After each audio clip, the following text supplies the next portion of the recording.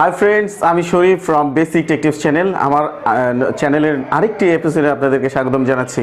আর আজকে আমি যেটা নিয়ে কথা বলতে চাচ্ছি সেটি হচ্ছে প্রসেসরের বিষয়টা হচ্ছে এরকম, আপনারা যারা নতুন কম্পিউটার কিনতে যাচ্ছেন বা নতুন কম্পিউটার কিনবেন তারা সবার আগে চিন্তা করেন যে আমার কম্পিউটারের যাতে স্পিড খুব ভালো হয় বা আমার কম্পিউটারের খুব হাই ক্লাসের হয়। আর এটার জন্য অবশ্যই আপনাকে সবার আগে চিন্তা করতে হবে একটি প্রসেসরের দিকে। প্রসেসরের হচ্ছে কিছু কোয়ালিটি আছে, সেটি ডিপেন্ড করে হচ্ছে আপনার বাজেট কত, আপনার প্রাইস কীরকম হবে, এটার উপরে ডিপেন্ড করে আপনার প্রসেসরটি আপনি আসলে কীরকম কিনতে তারপরেও কিছু টিপস রয়েছে। প্রসেসর আপনার বাজেট যাই হোক না কেন, এইসব ক্ষেত্রে আপনি আসলে কোন প্রসেসরটা কিনবেন আর আপনার জন্য প্রসেসর কোনটা ভালো হবে সেই বিষয়ে আমি কথা বলতে চাচ্ছি। আসছি ইন্টুর পরে।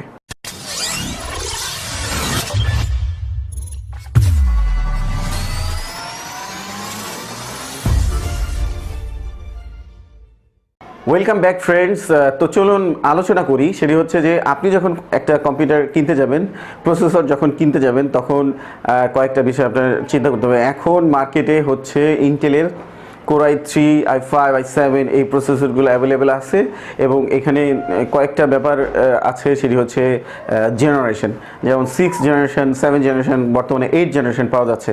এই জেনারেশনের একটা গুরুত্বপূর্ণ বিষয় রয়েছে, কেন এগুলো চেঞ্জ হচ্ছে সেটি হচ্ছে এই জেনারেশনটা নির্ভর করে মূলত আপনি যে প্রোগ্রামগুলো বা সফটওয়্যারগুলো ইউজ করবেন সেইগুলোর সাথে ম্যাচ করে প্রসেসরটাও তারা তৈরি করে, যাতে আপনি ওইভাবে কাজ করতে পারেন, আপনার যে কোনো সফটওয়্যার যাতে আপনার প্রসেসরের সাথে ম্যাচ করে কাজ করতে পারেন, এই জন্য জেনারেশন পার্থক্য করা হয়।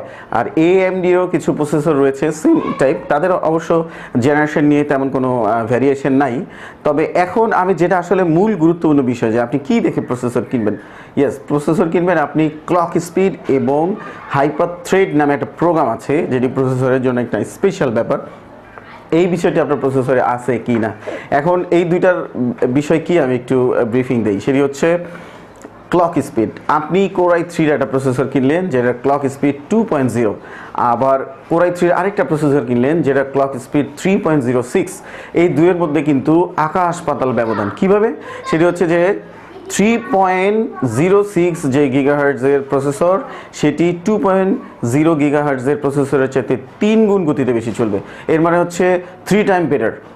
এরপরে আপনি যদি i5, i7 সেম, আপনি যদি 2.0 জায়গায় আপনি 3.6 কিনেন, তাহলে তার পারফরমেন্স আপনি 3 গুণ বেশি পাবেন।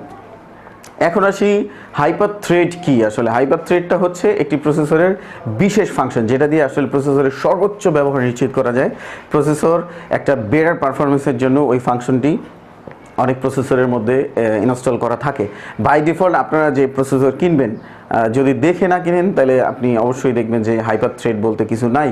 কিন্তু আপনার মাথায় রাখতে হবে যে আপনি যখন প্রসেসর কিনতে যাবেন, প্রসেসরের বক্সের মধ্যেই HT একটা ছোট আইকন দেওয়া থাকে, HT দেখে অবশ্যই প্রসেসর কিনবেন, কারণ HT মানে হাইপার থ্রেড।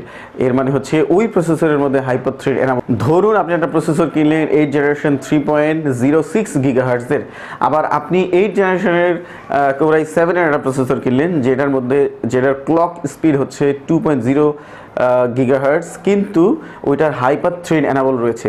সেক্ষেত্রে 3.06 গিগাহার্টজের চাইতে 2.06 গিগাহার্টজ যে প্রসেসর রয়েছে সেটি বেটার কাজ করবে, কজ হাইপার থ্রেড যে প্রোগ্রামটি রয়েছে সেটি এনাবল।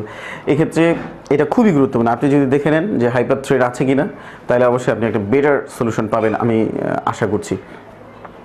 তো এই যে প্রসেসরের ব্যাপারগুলো, এগুলো দেখে কিনলে অবশ্যই আপনি আপনার বাজেটের মধ্যে চমৎকার একটি প্রসেসর পাবেন আপনার কম্পিউটারের জন্য, এবং আপনি খুব ফাস্ট একটি কম্পিউটার ইউজ করতে পারবেন আশা করছি। তো বন্ধুরা, এই ছিল আজকের আলোচনা। তো যদি আমার ভিডিওটি ভালো লাগে তাহলে লাইক, শেয়ার এবং কমেন্টস করতে ভুলবেন না, এবং আপনার ফ্রেন্ডদের সাথেও আমার ভিডিওটি শেয়ার করুন।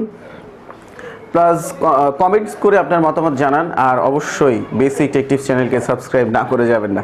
Thank you for watching. আজকের মতো